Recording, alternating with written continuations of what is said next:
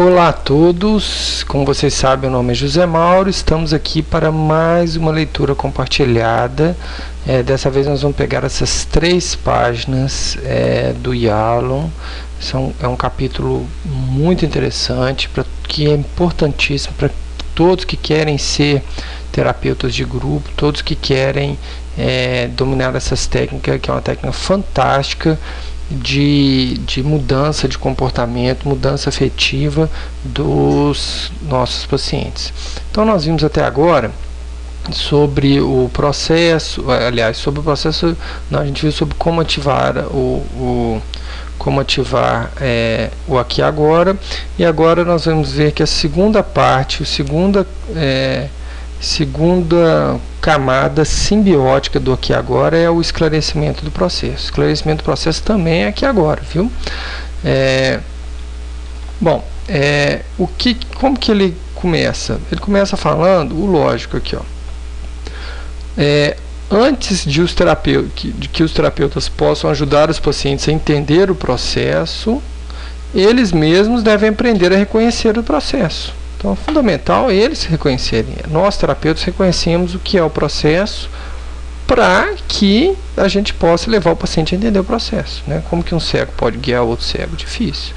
E qual é a perguntinha-chave? Qual que é o pensamento automático que deve estar sempre, toda hora, passando na cabeça do terapeuta de grupo quando ele está liderando um grupo? É esse aqui, ó. Por que esse desdobramento está acontecendo neste grupo dessa maneira específica e neste momento? Isso é o pensamento automático do terapeuta de grupo, né? Sempre está pensando assim: por que isso está acontecendo agora? Por que nesse grupo agora? Por que isso está pensando nesse momento? O que está acontecendo aqui? Toda hora está pensando assim, ok? Bom, como é mais difícil, não é tão fácil assim observar o processo, a gente vê que algumas diretrizes o Yalom traçou para facilitar o reconhecimento do processo pelo terapeuta neófito, pela gente que a gente está aprendendo. Quais são as diretrizes? Primeira diretriz é observar os simples dados dos sentidos não verbais disponíveis. Então, observar o terapeuta de grupo, alguém está falando, ele está olhando para todo mundo, quase não está olhando para quem está falando, porque ele está observando os simples dados não verbais disponíveis, que aí ele começa a interpretar o processo. Então, por exemplo, ele deu 500 perguntas aqui sobre que podem ser úteis. Por exemplo, quem decide sentar aonde? Quais membros sentam juntos? Quem senta perto da porta? Por exemplo, aqui, ó, quem senta perto da porta é um dado não verbal. Então você pega a sua perguntinha lá. Por que sentar perto da porta, desse membro sentando perto da porta, está acontecendo neste grupo, dessa maneira específica e neste momento? Por que o cara está lá sentando na porta dessa vez? Entendeu? Ou então, quem olha o relógio? Voltamos lá para a nossa pergunta básica. Por que esse membro toda hora está olhando o relógio neste grupo, dessa maneira específica e neste momento? Ok? Isso tudo vai vir uma resposta na sua cabeça. Essa resposta já é uma parte do esclarecimento do processo, né? Então, por exemplo, quem boceja? Quantos membros afastam suas cadeiras do centro ao mesmo tempo que dizem ter um grande interesse no grupo? A pessoa fala, ó, tem um grande interesse do grupo, mas está afastando a cadeira do centro? Olha, que contrassenso, entendeu? Então, voltamos à nossa perguntinha básica. Por que essa pessoa está afastando a cadeira do grupo na hora que ele fala que está interessado no grupo, neste grupo, dessa maneira específica, neste momento? Vai vir uma resposta à sua cabeça, e isso já é esclarecimento do processo, entendeu? Ele dá um exemplo aqui muito facinho, por exemplo, um homem dependente e afetado pode expressar sua primeira fagulha de rebeldia contra o líder ao vestir jeans e tênis para uma sessão de grupo, em vez de vestir sua roupa formal. Ele sempre usava roupa formal, aí de repente ele decidiu vestir jeans, né? A pessoa que está atenta ao processo vai pensar, por que esse dado não verbal? A pessoa sempre vestia roupa formal, está vestindo jeans. Aconteceu agora, nesse momento do grupo. Vai vir a resposta na cabeça. Pode ser a primeira fagulha de rebeldia. Ok? Muito legal isso aqui. E aí, nós temos ainda nessa página que que é isso aqui, olha só.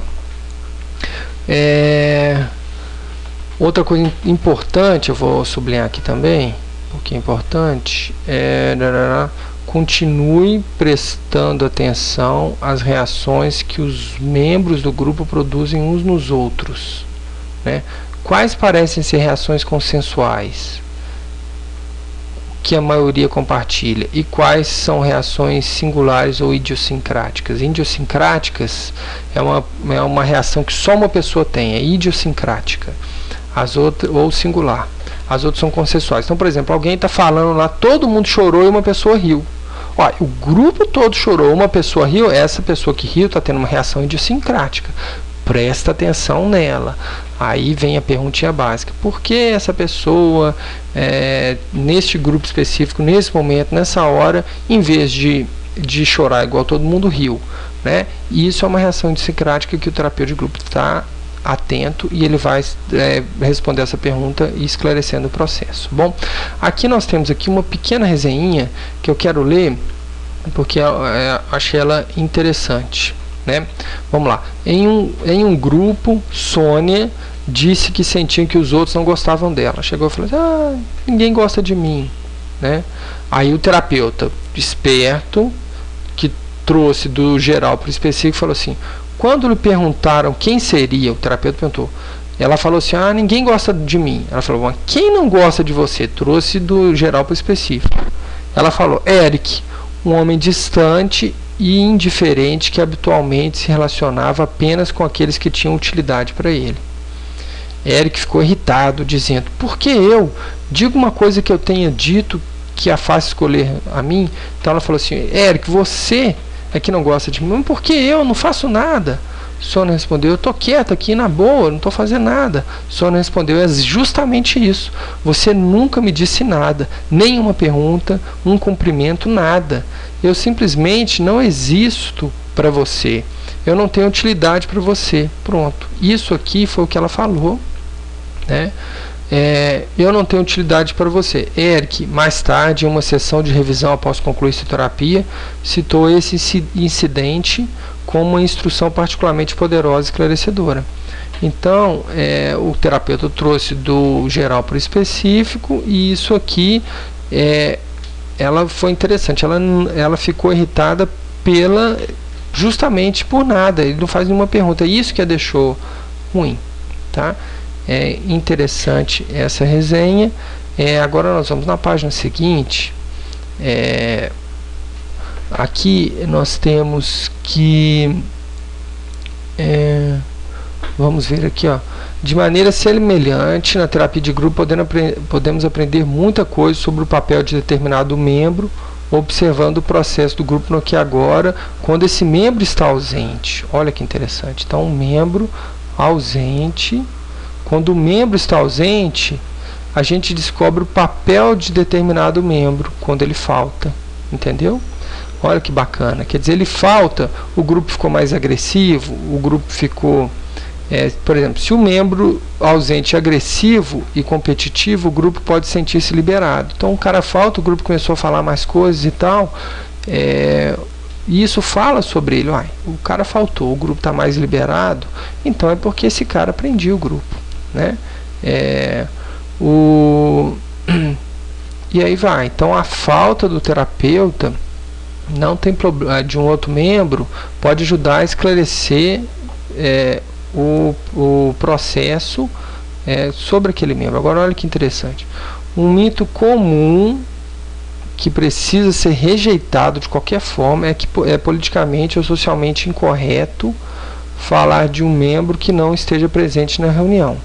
Então, na terapia isso não existe, não. Se a pessoa faltou à reunião, a gente vai falar sobre ela, né? Desde que adote a prática de compartilhar o que foi falado com ele na sessão seguinte. Então, pode-se falar sim sobre o membro faltante, desde que se a gente continue, a gente explique para ele na sessão seguinte. E da mesma forma, quando uma coisa rica e interessante é quando o terapeuta falta. O terapeuta falta,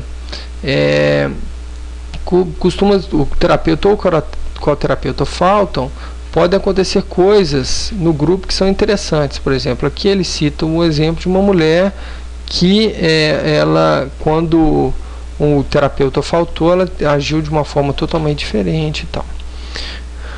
Bom, por último, aqui nessa primeira parte de esclarecimento do processo, veja o que é importante também. Olha que interessante, isso aqui a gente tem que sublinhar mesmo.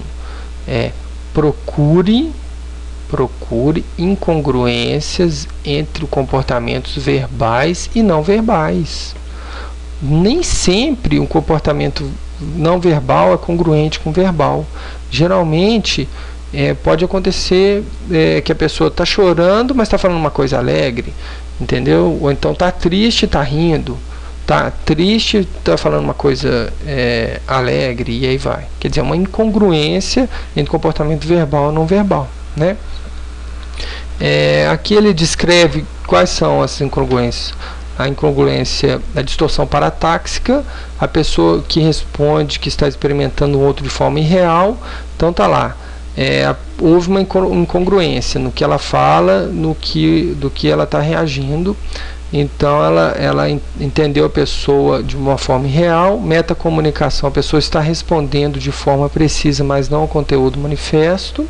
E o deslocamento, a pessoa não está reagindo a uma transação atual, mas a sentimentos causados por transações anteriores, tá? Isso aqui não importa, importa saber que existe comportamentos verbais e não verbais, que essas incongruências são importantes fontes de esclarecimento do processo. Ok, espero que vocês tenham gostado dessa pequena aula, ela com uma tecnologia nova que eu estou usando, estou conseguindo sublinhar aqui, e espero que vocês tenham gostado. Em seguida nós veremos mais uma aulinha sobre esclarecimento do processo. Um abraço para vocês, até logo. Responda as perguntas no link abaixo. Até logo.